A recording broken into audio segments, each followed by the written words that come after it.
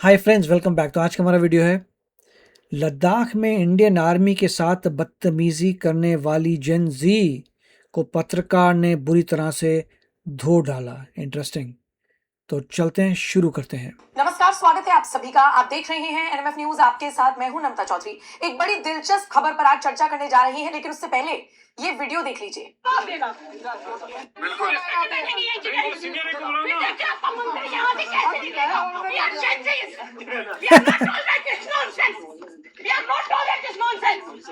लोग मुझे बताओ, आप लोग बैठोगे या नहीं बैठोगे? चलो चलो, कैसे रुकेंगे? 5 घंटे हो गए, निकालो सब लोग गाड़ी और चलो। वो कश्मीर एयरपोर्ट पे नहीं उतरे।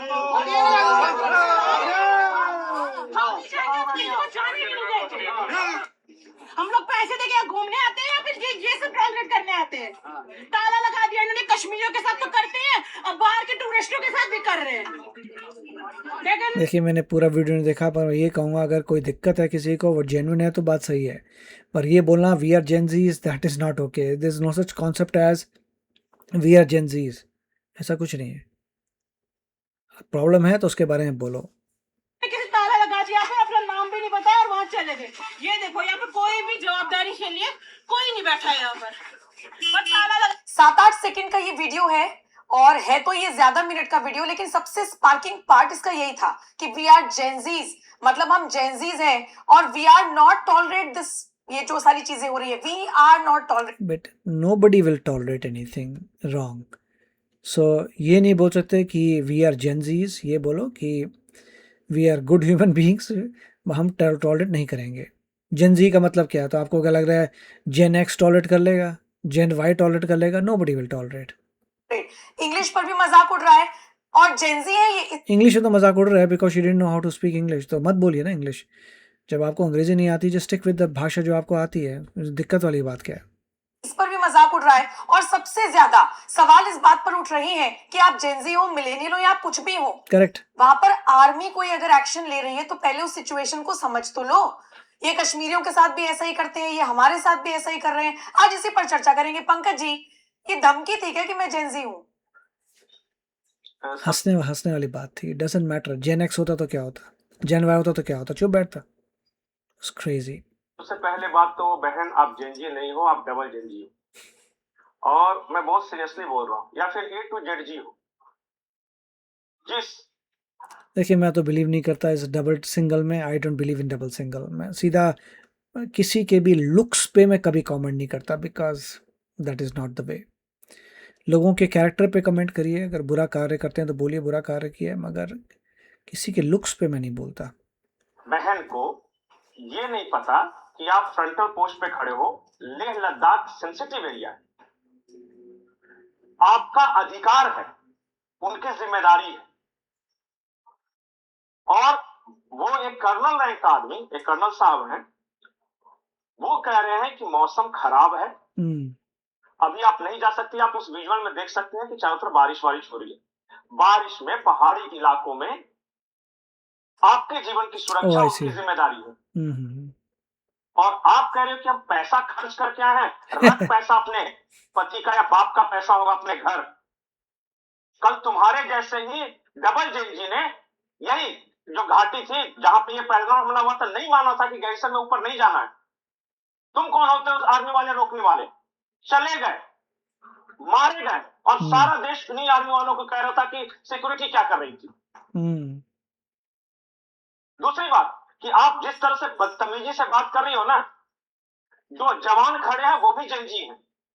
उनमें से कुछ तेरे से भी कम उम्र के थे। वो चुपचाप हैं। उन जेनजी का अधिकार नहीं है क्योंकि उन्होंने वर्दी पहन लिया है। और इस बहन को वहां पे उसी कंडीशन में रखना चाहिए 1 साल तक जिस कंडीशन में हमारे आर्मी के जवान रखते हैं। मैं तो बार ये सोच रही हूँ, जो उमर अब्दुल्ला ने कहा है वो बिल्कुल ठीक बात है। ये नया बन गया है। तू जानता है मेरा बाप कौन है, या तू जानता है मेरे चाचा विधायक हैं। अब ये नया शुरू हो गया है। तू जानता है मैं जेनजी हूँ। अचार डालेंगे क्या जेनजी का? फिर नहीं, हमारे कॉलेज में भी इस तरह बदतमीज लोग रहते थे, जिनको बुझाता चुदाता कुछ नहीं, और खाली आधा हिंदी आधा अंग्रेजी मिला मिला के बोलते थे, और इंटेलिजेंस 0। लेकिन इनका वाला मस्त था। ये ट्रोल हो रही है अपनी इंग्लिश की वजह से भी।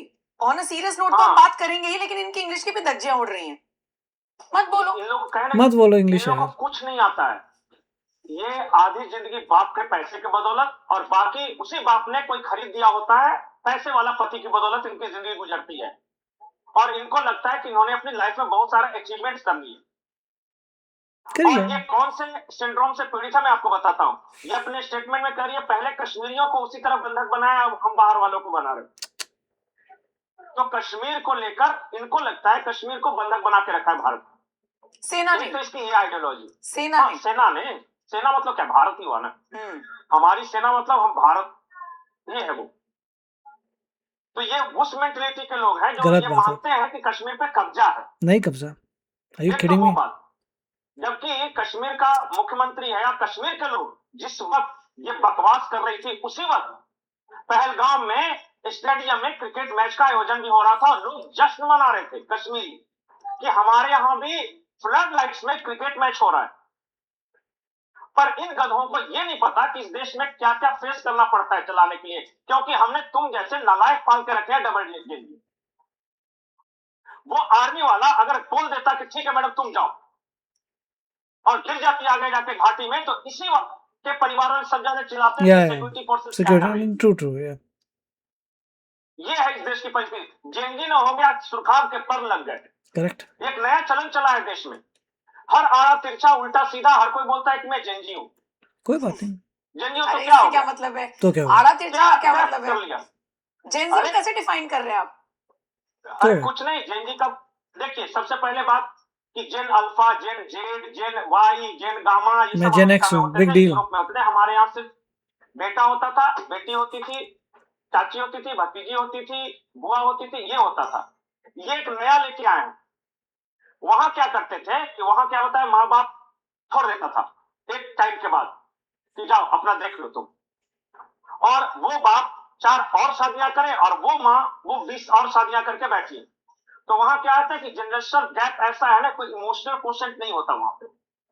तो वहां ये डिफाइन करना कि इस एज से इस एज तक ये जेन जेड है और ये जेन वाई है और जेन गामा है, अल्फा है, बीटा है, वो आसान था।